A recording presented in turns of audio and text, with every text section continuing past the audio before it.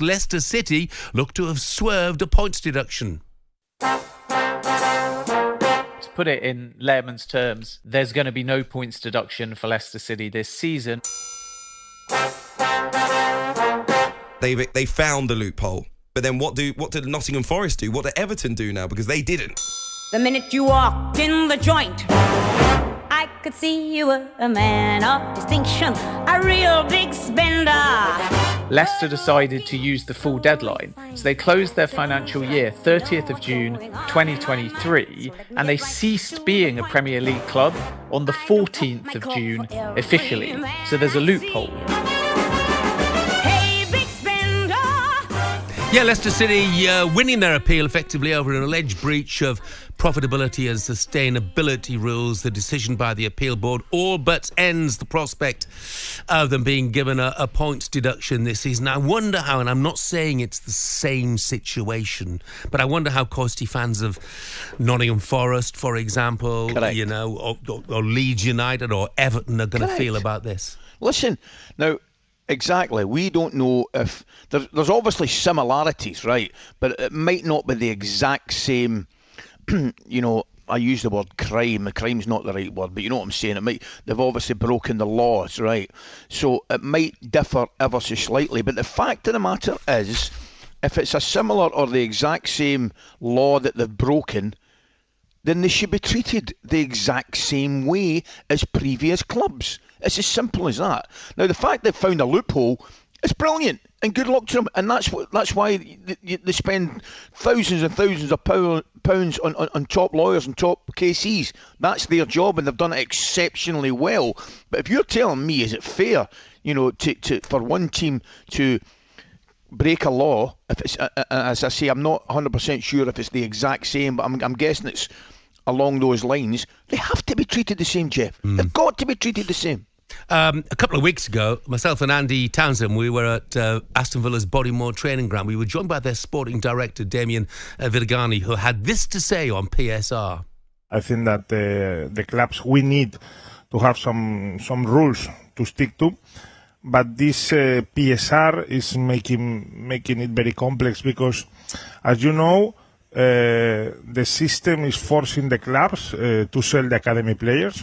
This is the way to get more profit and then to stick to the rules. And I think that this is, understand me, not literally, is killing some spirit of football, no? To sell academy players.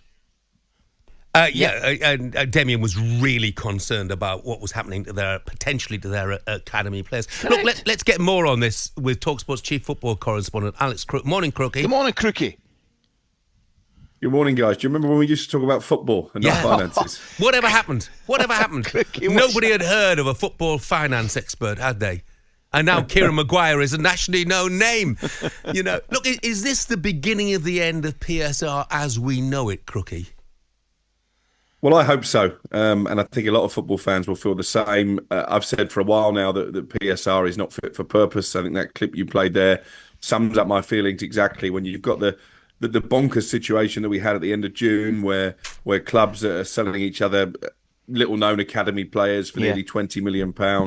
It just doesn't sit right with me. You've got Conor Gallagher basically being driven out of Chelsea because he's an academy player and therefore they get 100% profit on any money they make from him. Same with Scott McTominay. A lot of Manchester United fans sad to see him go ahead of the likes of Casemiro and Christian Eriksen again because it looks better on the balance sheet. And I think also you look at Newcastle in particular, they've been hamstrung by PSR since the Saudi Arabian owners came in. They clearly have deep enough pockets to sustain a challenge for a place in the top four, maybe even a tilt at the Premier League title. But they're being prevented from doing so because of the rules. And what that means is that we can't effectively get a Blackburn Jack Walker situation ever again because, the rules are tilted in favour of the so-called established Big Six, the likes of Manchester United and Chelsea, who seemingly can almost spend what they want, while teams like Newcastle and Villa are being hampered when it comes to European competition as well, because even Aston Villa had to sell Douglas Luiz this summer. I'm sure that wouldn't have been part of the master plan after doing so well to finish in the top four to make their squad weaker. Does there have to be something, though, Jeff, Crookie? I don't know. I think there maybe has to be something, or effectively what will happen is, whether we like it or not, The richest teams will win everything. I mean, well, the richest teams win it anyway. Yeah, I know. History tells us that. And with the whole carry on with the breakaway Super League, but it is getting, the gap is getting bigger, Crookie. Even in the top flight in England, which is the best league in the planet for me, the gap is getting absolutely, unsustainable for some of the smaller teams. They can't. Effectively, the top flight. What I'm trying to say is just about 3 leagues now. You've got 3 at the top. It might even be 4 leagues. You've got the rest of them going for the European places, 4th, 7th or 8th, whatever it is. You've then got maybe 3 or 4 below that, and you'll have maybe 4 fighting for 3 relegation places. The league's getting split up.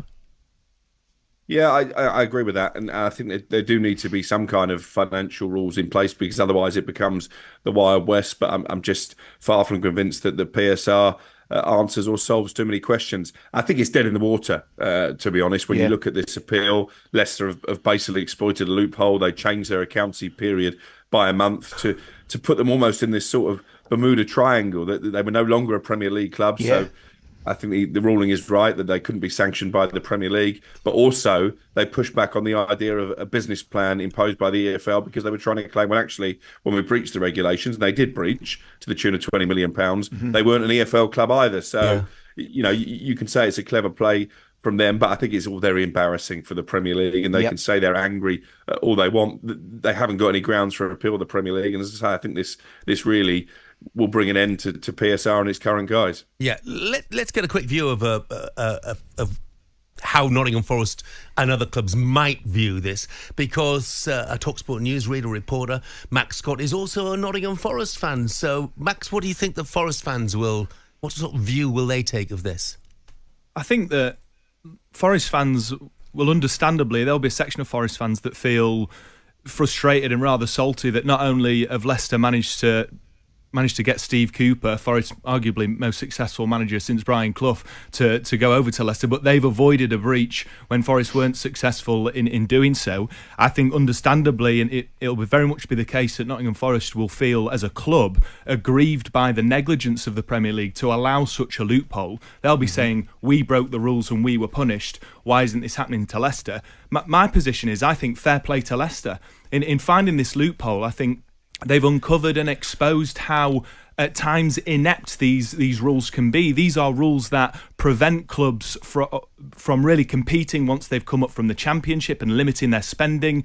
These are clubs that arguably force homegrown talent out of the club, which really is against the spirit of football as fans, and then create a league which is a completely closed shop. And so, whilst as a Forest fan, it might be sort of salt in the wounds, I think that for what it's done for football in a wider scale, I think Leicester have done a really good job at exposing I think how inept the PSR rules are.